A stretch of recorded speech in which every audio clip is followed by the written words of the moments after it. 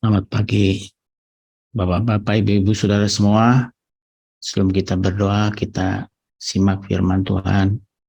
Pagi hari ini kita dengar firman Tuhan, judulnya Sudah Bosankah?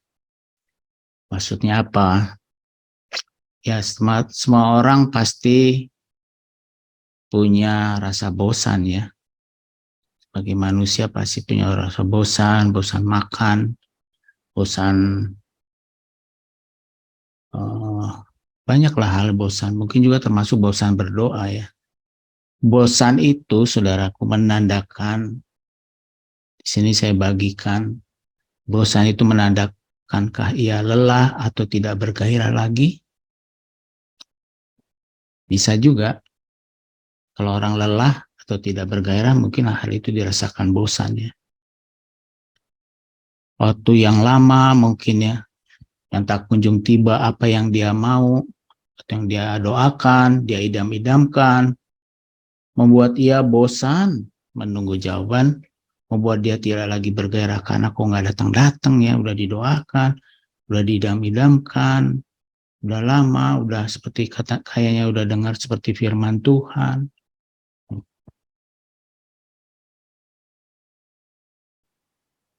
Bosan itu adalah tanda kejiwaan seseorang yang tertekan, saudara. Biasanya seseorang yang bosan mengambil langkah pendek yang menurut dia benar, tetapi menurut kebenaran Allah adalah melanggar, karena dia udah nggak tahan lagi gitu ya dagingnya. Nah, firman Tuhannya berkata demikian ya. Pada waktu Petrus, Yakobus dan Yohanes diajak Tuhan Yesus berdoa, seperti kita pagi hari ini juga diajak Tuhan untuk berdoa ya. Firman-Nya ayat 33, dan ia membawa Petrus, Yakobus dan Yohanes sertanya. Ia sangat takut dan gentar. Di sini Tuhan Yesus ada satu tekanan dalam hidupnya. Dia ngajak murid-muridnya untuk berdoa bersama. Ayat 34, lalu katanya kepada mereka, hatiku sangat sedih seperti mau mati rasanya. Tinggallah di sini dan berjaga-jagalah. Kita lihat pada waktu ada satu persoalan, Tuhan Yesus datang kepada Bapa di surga. Murid-muridnya diajak untuk berdoa bersama.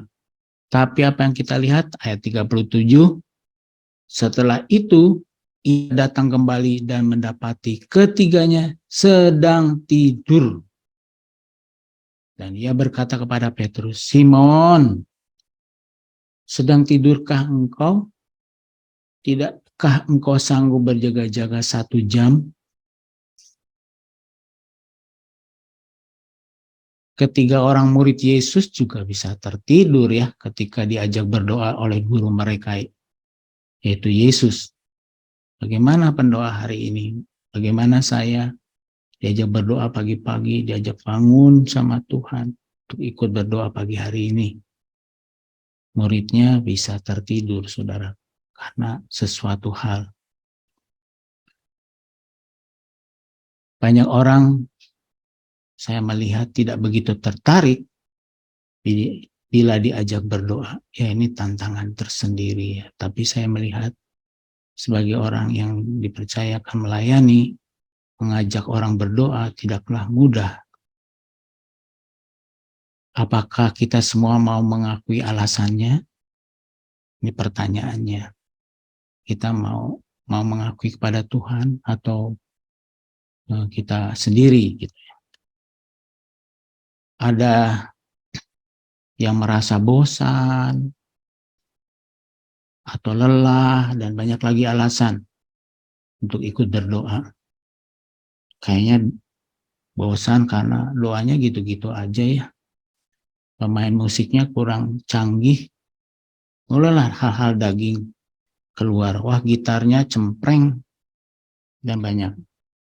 Mungkin juga lelah, aduh saya capek. Seharian saya telah bekerja keras, ngejar order dan sebagainya. Dan banyak lagi alasan.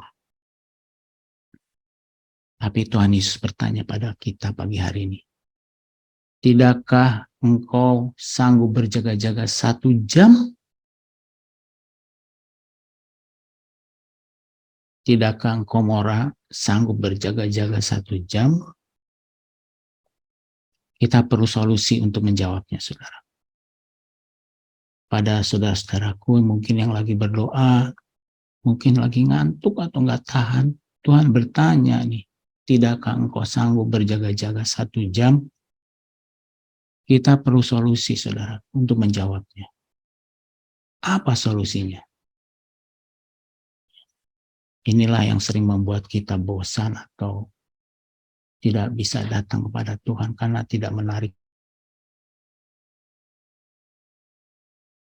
Dengan banyaknya persoalan yang tidak mudah dijawab, kita ini terlena tidur seperti ketiga muridnya. Tuhan Yesus, dia capek juga habis pelayanan, tapi dia datang kepada Bapa dengan persoalannya. Mungkin juga ada orang udah tahu masalahnya, bahwa berdoa itu penting, tetapi kita tidak mencari jalan keluarnya. Ya wis lah, saya sudah pasang beker, sudah pasang segala macam, tapi masih tetap. Inilah manusia.